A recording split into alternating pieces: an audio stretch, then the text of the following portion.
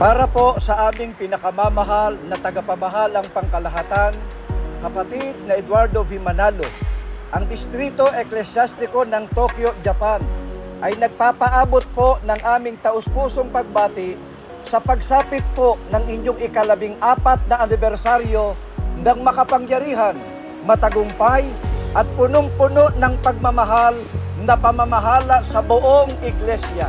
Happy 14th anniversary! We love you all! Happy